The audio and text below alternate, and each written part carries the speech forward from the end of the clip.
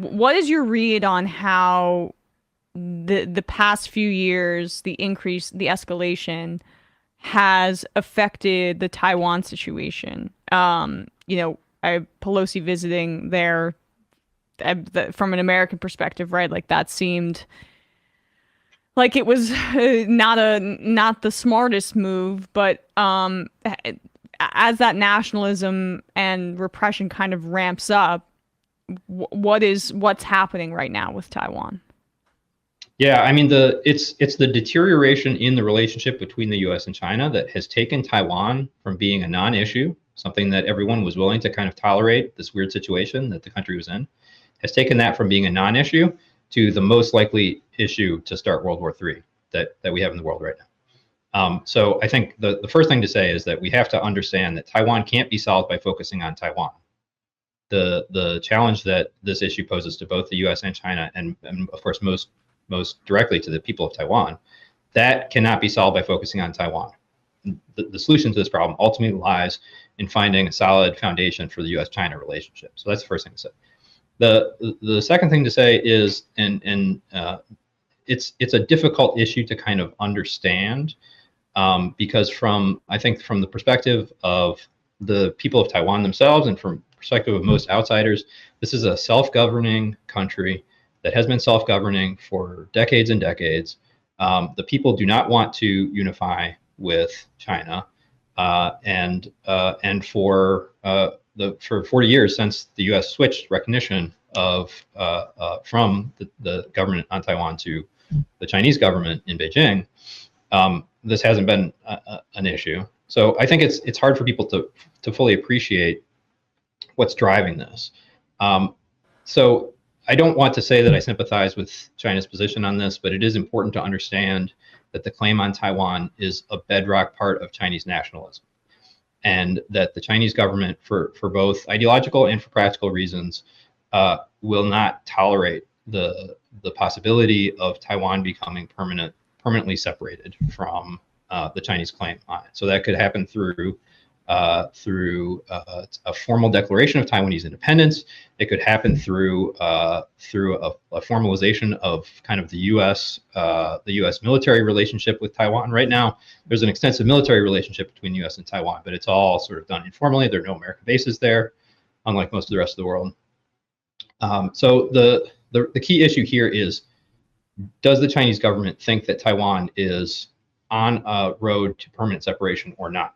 And if we can maintain this weird status quo where China makes this claim on Taiwan, but the Taiwan itself is self-governing, and no one else in the region is kind of pushing to change any of this. If we can maintain that weird status quo, then things would be okay. But the only way to maintain that status quo is for the two sides to trust that the other side is not trying to undermine the status quo. And right now, neither side thinks that. Both sides think the other side is trying to change the status quo. And that's a product of the deterioration in the relationship itself, because we no longer trust anything the other side says. What was the impact of Pelosi's visit overstated or understated? I mean, or just another piece of that escalation that you described? I think it was part of. I mean, it's sort of intensified. It was very provocative. It was a really senseless kind of move. It didn't achieve anything to make Taiwan safer.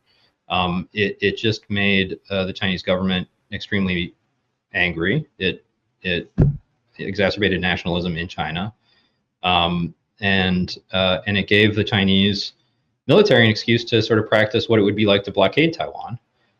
So I think it was an overall loss, but it did. I think you're right to point to that it's part of the existing trajectory. It wasn't something that changed. Like, things were fine before that. It's just part of this rising escalation that we're getting on both sides. Right.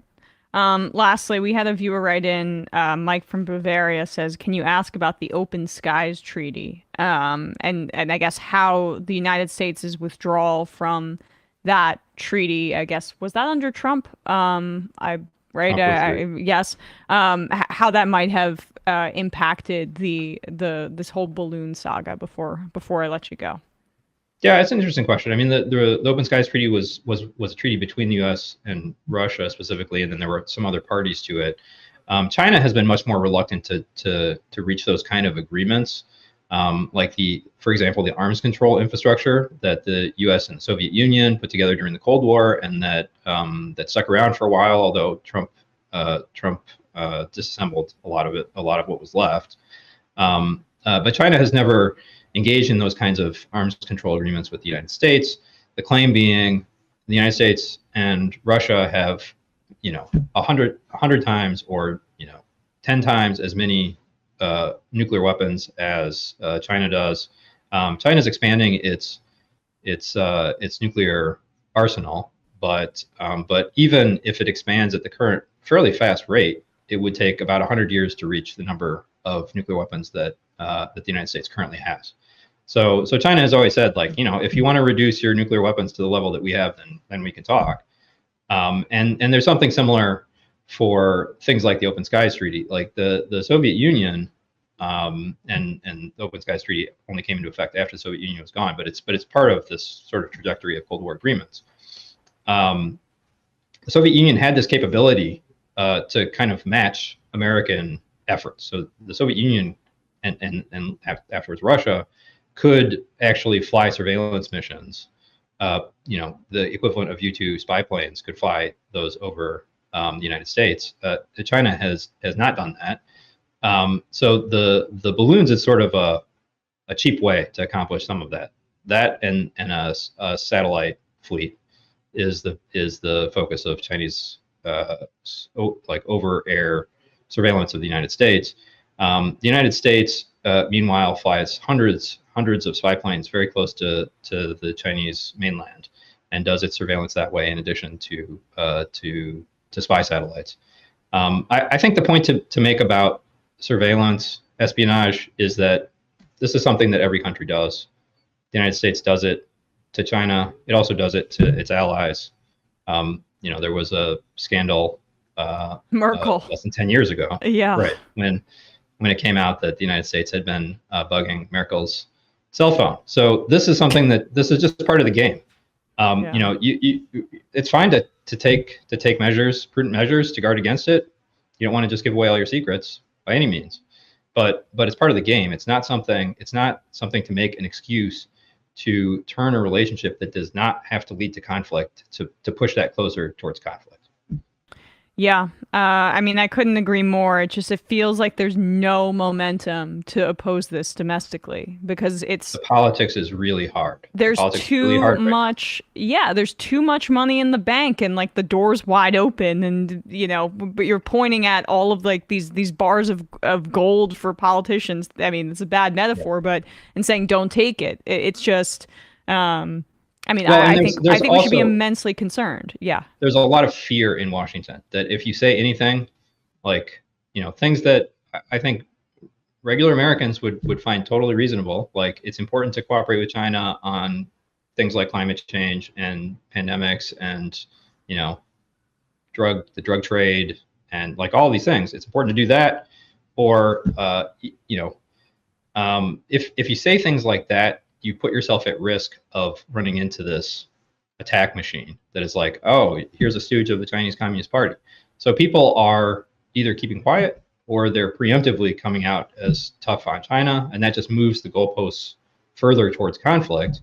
And this is something that, and in addition to that, there's a lot of people who are like, this is the one thing that will get legislation through Congress, so I'm going to attach my agenda to anti-China stuff. Like no matter how implausible this is, I'm going to say the thing that I want to pass legislatively is the thing that's going to help us beat China. And so that means that everyone in DC is like, okay, well, we have to be anti-China.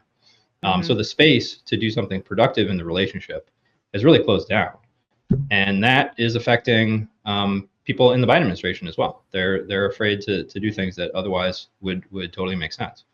Right. So I think it is important to note that this is something about DC. It's not something about the country as a whole. Most people in the United States do not think we have to have a serious conflict with China.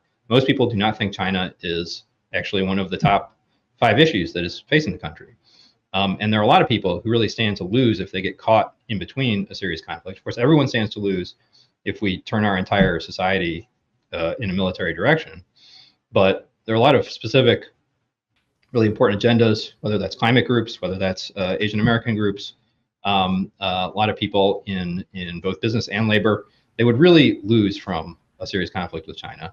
And the thing, I think the thing that those of us who are working on this issue are trying to do is trying to get them to articulate that clearly, to create a counter power in Washington that can stand up against the move towards international conflict and open up some space so that it's not so scary for politicians to say the right thing on this stuff.